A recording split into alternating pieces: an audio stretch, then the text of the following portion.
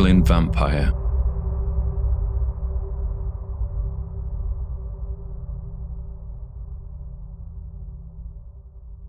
To find Croglin Low Hall, go through Croglin and take the first left. When you come to the crossroads, turn left again. You'll pass by the farmhouse known as Croglin High Hall. Croglin Low Hall lies a little further on to the right.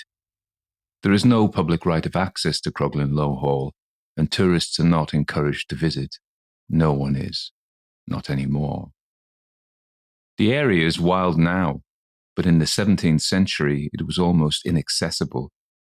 It's strange then that a family should come from the south of England to farm here when there were much more fertile farms to be had much closer to where they came from. They arrived in Croglin just after the English Civil War when the country was devastated and hardly recovering from the ravages of conflict. The Fishers, whose family owned Croglin Low Hall, had moved out, for reasons of their own, quite a while before. The Fishers weren't the first inhabitants of Croglin Low Hall. The hall was originally owned by the Howards, who also owned Greystoke, Corby and Naworth castles, and were Dukes of Norfolk and Earls of Carlisle at various times. The circumstances of why the Howards gave the hall up are obscure and lost in the mists of time. The Howards renovated the original medieval hall and built a chapel, but by the 17th century the chapel was tumbled down and disused. It is said there was a crypt in the chapel, but more of that later. Somehow the Fishers obtained Croglin from the Howards. Apparently they got it at a good price, but they only stayed a while there. They moved to a smaller farm some miles away at Cumru. The living was harder on the new farm because it took in more fell land, but still they wouldn't move back to Croglin. There was a story in the locality that the Fishers left Croglin because they were frightened. What they were frightened of nobody said, or, if folks said, they weren't believed, because the story sounded too outlandish. Whatever the truth of it, Croglin Low Hall remained empty for years. Old Augustus Fisher died and his son Joseph inherited, but he wouldn't move back either. It was a chance conversation with his solicitor in Carlisle about another matter entirely that led to the suggestion of renting out the empty Croglin Hall.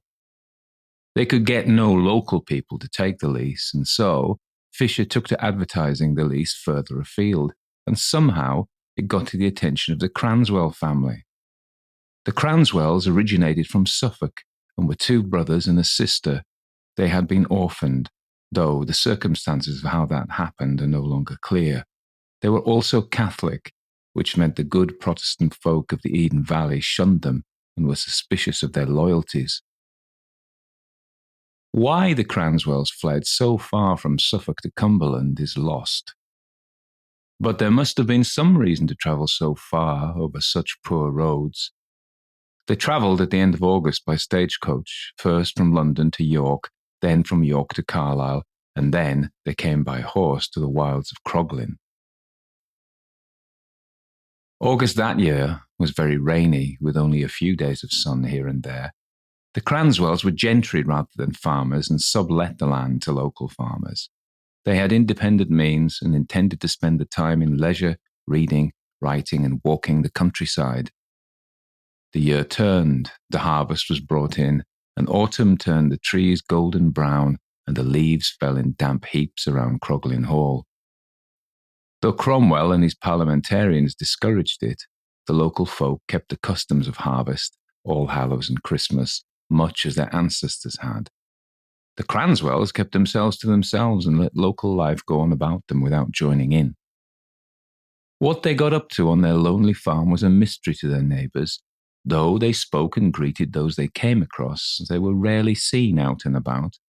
The flickering of candles was seen through the mullioned windows, though they did seem to go away, and for weeks at a time, Croglin Low Hall was shuttered up until they returned from wherever they'd been, London, Suffolk, or even further afield. Spring came with snowdrops, then daffodils. Bluebells filled the woods in April, and sweet yellow and white blossoms like foam coated the hedgerows in May, filling warm evenings with heady scents. June was warm, July hotter, and cloudless days extended from week to week. Dorothy was the youngest. Her two brothers, John and Jacob, had always looked after her since the death of their parents. She had always been a sickly girl with an overactive imagination. She spent her days at Croglin in embroidery and reading and conversation and looking out of the window, the shadows of clouds drifting along the high green fells to the east. One particular airless summer night at the beginning of August, John and Jacob sat with Dorothy, watching the moon rise. After a time, the candles burned low, and the white moths battering around the flames grew fewer. The temperature dropped a little, but not much. Dorothy stretched and said, "I think it's time to go to bed. I'm yawning my head off here." She retired, and her brothers remained in low conversation. Her bedroom was on the ground floor along the corridor. She entered her familiar room and locked the door, as was her habit from sleeping in so many inns as they roamed around the countryside in England and abroad. Then she undressed, washed from the jug and ewer, and got into her bed, but she couldn't sleep. It was hot, almost unbearably so. Dorothy lay in her bed, the bedclothes cast off because of the heat. She'd closed the window to stop the moths getting in, but hadn't fastened the shutters. She gazed out of a window, propped up on her pillows, as the long summer day faded out and night took its place. A huge ivory moon rose, and she lay there, watching it through the diamond-cut window panes.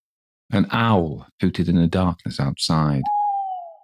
A curlew called from far away, and Dorothy grew tired. Her head grew heavy, and her eyelids closed. She was almost asleep when some sixth sense shocked her awake. She sat up in bed and looked out of the unshuttered windows. There were lights outside where there should be none. Two lights flashing red like the eyes of a fox caught in a lantern light. But she knew they were not the eyes of a fox because they were too high off the ground. And then she started back, frightened that they were of a man. A stranger intruding onto their grounds late at night. But they did not seem to be the eyes of a man because of their color. They were a glimmering blood red. Dorothy thought of calling out to her brothers, but told herself she was being foolish. No man's eyes gleamed red like these, almost as if they had their own strange luminescence. And what would a man be doing here? They had no livestock to poach, and it was not on the way from anywhere to anywhere, so no one would use their grounds as a shortcut. It must be some animal. And there were no wolves or bears hereabouts, much less lions or tigers, so she told herself not to fret or vex herself about those eyes in the dark. But still, she watched, fascinated and frightened. It seemed the lights came from where she knew the ruined chapel was. It was a place she hardly ventured into. She had gone to it a number of times, thinking to look over the historical and romantic ruin, but had always hesitated because there was something about the old ruin that unsettled her. The lights, like eyes, moved outside her window. Dorothy lay in bed and followed them with horrified fascination. The cold moon cast a silver radiance over the lawn and path to the hall. At first, the light stood in the inky shadow, but now they approached closer, and that meant they would soon cross into the moonlight, and she would truly see what manner of thing they were. As the shadow separated out from the deeper shadows surrounding it, Dorothy started as she made out the shape of a man. Those red lights were indeed his eyes. She couldn't understand how a natural man's eyes gleamed in such an eerie fashion. And then, with a flash of fear, she thought perhaps it was not a natural man at all. Normally, she would not give such a thought an instant's consideration. She was not a woman given to superstitious dread, and she laughed at the country folk for their beliefs in elves and trolls and all manner of dobbies and boggles. But now, a terrible horror seized her as the shape slithered and shuffled across the gravel path outside. The thing fully emerged into the moonlight, but still somehow she could not clearly see it.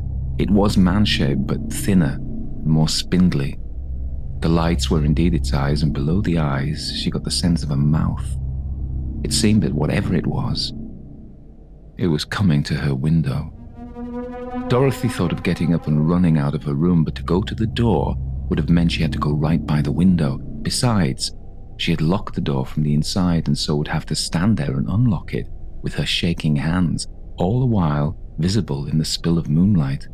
She hoped it would pass by her window, so she lay still and shook with fear in her bed.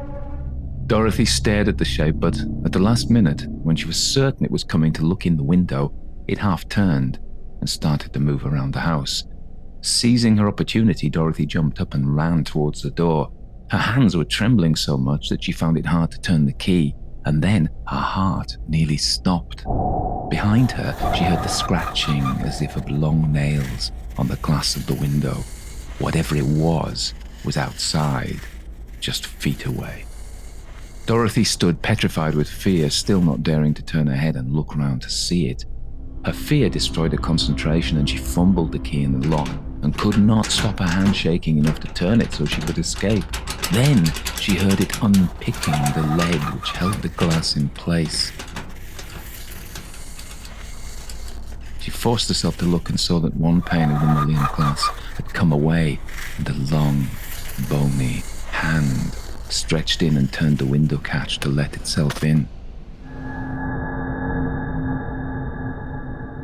In a panic, she ran at the window, determined to pull closed the wooden shutters and stop it gaining entry, but she was not quick enough. She got to the window, got her hand on the shutters, but it was in, pulling itself into the room. Whatever it was, it came in through the window with a rush and grabbed her. Its fingers in her hair, its mouth at her throat. It stunk of death and graves, and its wiry strength was inhuman. It thrust her back. She flailed at it with her arms, but to no avail. She felt it bite her neck as it forced her onto the ground. Blood ran from a wound on her neck, and she screamed and screamed. From along the corridor, Dorothy's brothers heard the noise and came and battered at the locked door. The creature looked up, and as the door was smashed open, it turned and fled out of the open window, leaving Dorothy lying on the floor, bleeding profusely from a wound at her neck. One brother, John, clambered out of the window and went after it. He ran into the darkness to where he thought it had gone, but it was fast, and before he could catch it, and perhaps it was lucky for him that he didn't, it disappeared into the pitch blackness around the ruined chapel. It was a great shock to Dorothy, to them all. They had felt so safe there at Croglin, so far away from their political enemies. They thought they'd escaped all danger, but it was not so. John and Jacob had not seen the thing as clearly as Dorothy, and when she told them about its leathery skin and foul odor, they said it must be a vagrant, a madman loose in the countryside. And because Dorothy always wanted to believe the rational explanation, she herself eventually came to tell herself that it was indeed true. The creature that had seemed so supernatural at first must merely have been a dangerous lunatic. And it was not just merely because she had been terrified for her life. Her nerves were shredded. She said they could stay at Croglin, but seeing how fearful she'd become of the tiniest thing, the brothers felt it would be best to leave the area for a while. They had a standing invitation to visit friends in France, and so they took it up. And John and Jacob took Dorothy away from Croglin to recover, over to the continent. They did not give up the tenancy, though. Though they stayed away for a while, moving from friend to friend, spending time among those who plotted and conspired to return a Catholic king to England. Eventually, as autumn turned to winter, it was Dorothy who urged them to return to Croglin. She argued that they had paid for the tenancy, and besides, she joked, it would be very bad luck to come across two escaped lunatics in the same place. So, indeed, they returned to Croglin as the first snow fell and coated the eastern fells, and then the moors, woods, and bogland around Croglin Hall grew thick with white drifts, and travel around the locality became impossible. They got in fuel and food and spent the winter there.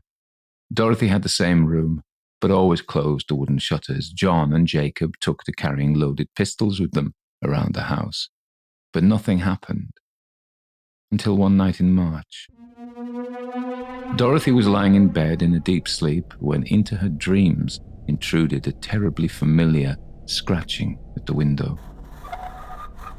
She struggled to get fully awake, gasping for breath as terror constricted her chest.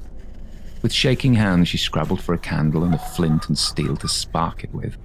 When she got a flame cradled behind her trembling hand, she saw that the shutters were open. Staring in at her was a brown, shriveled face, and she saw its long, bony hands picking at the lead of the windows, its glowing eyes fixed on her, and it opened its dried mouth, showing receded gums and long, yellow teeth like those of a dog. This time she screamed immediately. Her brothers ran down the corridor with their pistols. The door was left unlocked now, and as they burst in, she pointed to the window, but the creature had gone. The brothers ran to the front door and round to the side where Dorothy's window was. "There!" John yelled. Jacob looked where his brother pointed and saw the thing moving across the lawn towards the ruined chapel. He fired his pistol, and he seemed to hit it in the leg. It stumbled but did not go down, and it scrambled away into the darkness, and they lost it. The next day, the brothers summoned their neighbours to the inn at Croglin. As they sat with their ale, John and Jacob explained what their sister had seen and what they had shot at. Dorothy was with the women in the next room, but the door was opened and there was much clucking and nodding through at her. John Penrice, the farmer at Croglin High Hall, said, "My youngest Nellie had bite wounds at the throat. We put it down to rats." Another neighbour, Adam Bell, said, "Aye, but that chapel has always been a place best avoided ever since the Howards left." There was much nodding and agreeing. "So will you come with us?" John Cranswell asked the men in the inn. "Are you feared to go yourselves?" William Graham, the man who spoke, was well known for his ill temper and pleasure at others' misfortunes. John and Jacob ignored him, and then John Penrice said, "I'll come with you." Adam Bell was the next to join. After that, all the men agreed to come until there was around 10 of them all told, lads and men, sons and brothers and fathers of the village and surrounding farms. Fortified by ale, they walked from Croglin village. Adam Bell looked at the sky. "We were talking too long. We won't be long until it's dark. We should have set off sooner." John Penrice laughed. "Keep your courage, Adam. I've brought lanterns." And he nodded to his son Edward, who held up 2 brass lanterns. Another said, "Still, it would be best if we got there and did what we need to afore nightfall." "I reckon we have an hour, if that," Adam Bell said. He sounded less bold now than he had when he had a leather tankard of Croglin ale in his fist. "It'll be enough." "And what are we to do once we get there?" William Graham asked with his usual mischief. John Cranswell said sourly, "Put an end to the thing that hurt my sister." Dorothy with the village women came along behind, but the mood of everyone grew sombre as the clouds gathered, darkening the day, and the ancient stone walls of the chapel stood there, the dark red sandstone tumbled in places, but still standing high enough to hide whatever was lurking below. They stood in front of the chapel, and John Penrice said, "Are we ready then?" John Cranswell nodded. "There's nothing much above the ground, just a ruined chapel with the roof in and the walls fallen. I'm guessing whatever it is lies downstairs in the crypt."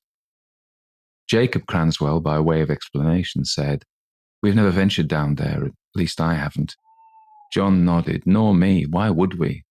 I had no wish to disturb the dead in their vault." John Penrice said, "I will. It's time to disturb them now. Or perhaps disturb those which have never died." A humorless laugh rippled around the gathered men. Adam Bell, showing courage for the first time, went to the ruin. "The stairs down?" "Yes," John Cranswell said. "That's down to the crypt." Adam Bell said, "We'll need lanterns. The steps down are dark, and in the shadow of the walls and trees." He looked up over his shoulder. "I reckon we have 10 minutes till the sun's down." "Best get lit," John Penrice said. Some of the other men, including William Graham, produced torches and used flints and steels and shavings of kindling from their tinderbox to light them until they burned, fluttering in the breeze. Still they hesitated. "Come on, you Jesse, it's time to man up." John Penrice proved the bravest, and with him at their head, the small knot of men advanced to the top of the stairs and stood there. Then John and Jacob Cranswell forced their way down from where they had been talking to their sister. The local men parted for them. It was the brothers' task to avenge their sister's injury and fear. They held up lanterns and descended. Jacob looked to John. "This door has been newly opened." He pointed to a scrape in the dirt that showed the door had been pushed open recently.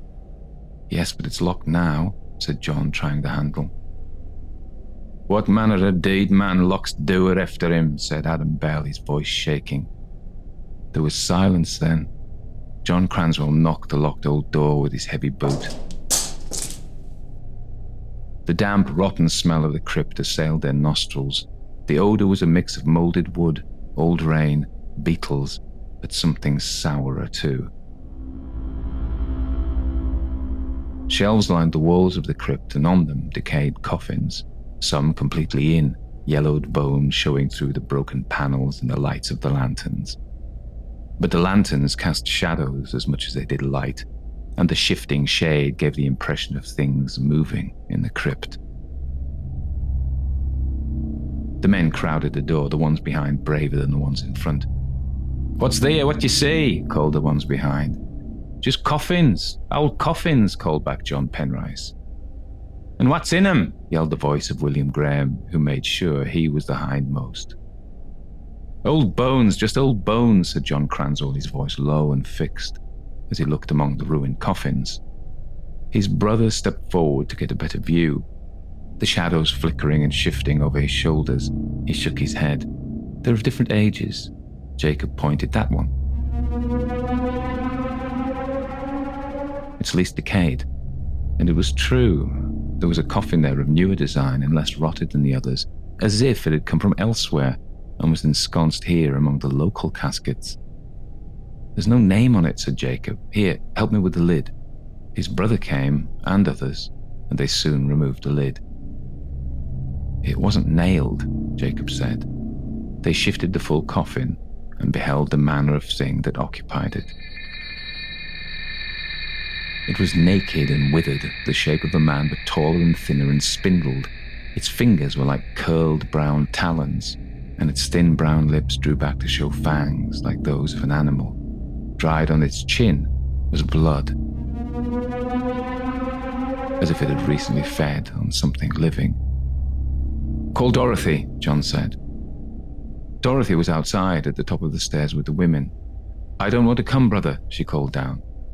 But only you can say if this was the thing that attacked you, John said. Still, I will not come. Say that it is. I don't need to see it again, Dorothy said. John Penrice nodded. He stood with the Cranswells looking at the thing in its coffin. Let's burn it anyway. Adam Bell was behind, not daring to come closer. There's only minutes left before the sun goes down.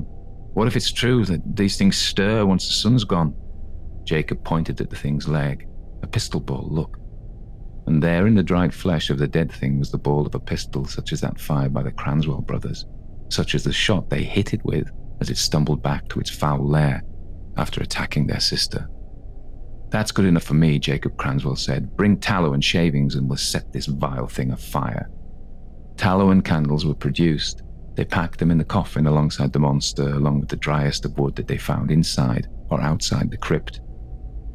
Then, as they stood back at the door, Jacob Cranswell set light to the coffin with the thing inside and watched it burn.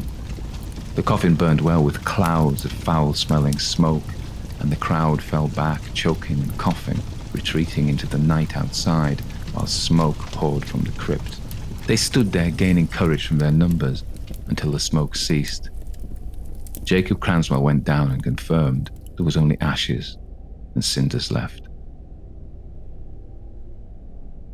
After that, the people drifted away in dribs and drabs, going to their own farms and cottages across the wild winter countryside around Croglin, some from as far as Cymru or Renwick. The Cranswells didn't stay in Croglin. They went back to France or Suffolk or London, no one knew.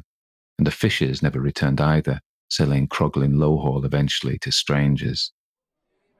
Nearly a year later, Adam Bell sat drinking with John Penrice in the alehouse in Croglin. He drained his tankard and looked to John to get him another. So that was that, he said. The thing was burned and all trouble ended. John Penrice was quiet, and then he spoke. Except it didn't. I hear there's been trouble up at Scaramanic. Some such stories we had around here. Rats biting the necks of children while asleep. Women on the way back from Penrith waylaid and gone missing. Strange shadows haunting the roadsides and graveyards. Adam Bell shook his head. But how can that be, John? We burned the thing. I saw the blaze good and proper with my own eyes. John Penrice shrugged and said quietly, Aye, Adam, we did see it burn. But what if there was more than one of them?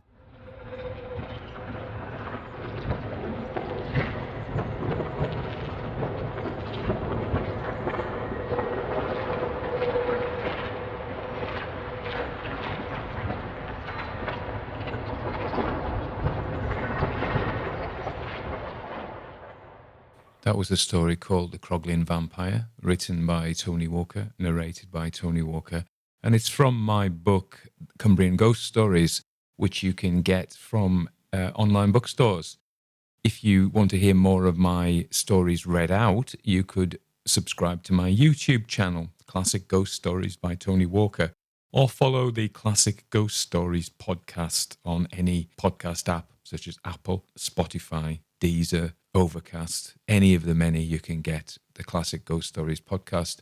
Anyway, I hope you enjoyed the story and hope you feel able to support me by listening to more of my stories in future. I thought I would say something about this story. So Croglin is a real place and there is a real story of the Croglin vampire, and this is basically the story that's passed down to us. So it's a very remote place in the eastern part, northeastern part of Cumbria, right on the edge of the Pennine moorlands. So it's a very remote and wild and a little populated place. And I guess back in the day, it was even more so. So there is a story, supposedly the most convincing true English vampire story. The version that I've just recorded was collected by a guy called Augustus Hare in the 1890s. My Uncle Adrian told me it, though. It was later reproduced by Montague Summers in his book about vampires, so it became quite a famous story. It's set way back in history, and we remember that M.R. James says, if you want a ghost story or a horror story to be believable, you need to have a bit of a distance between you and it, either in a remote location or a distant time. So this has been achieved by setting it way back in the 17th century, in the mid-1600s, after the English Civil War. Is it true? There was a later legend, of course, that much later the owner of Croglin Low Hall found a skeleton in the chimney place that had been apparently bricked in. Now, whether that has anything to do with the vampire, we don't know. So anyway, that's it. It's supposedly a true story, although I have dramatized it. If you don't like the sound effects, I should say, well, to be fair, you've listened to all of this and allowed listening to me, so I'm guessing you could at least tolerate the sound effects. But the audiobook version doesn't have any. All right. Okay. Yeah. Please remember to subscribe, follow, like, whatever. And of course, if you wanted to buy my book, that would be even more splendid.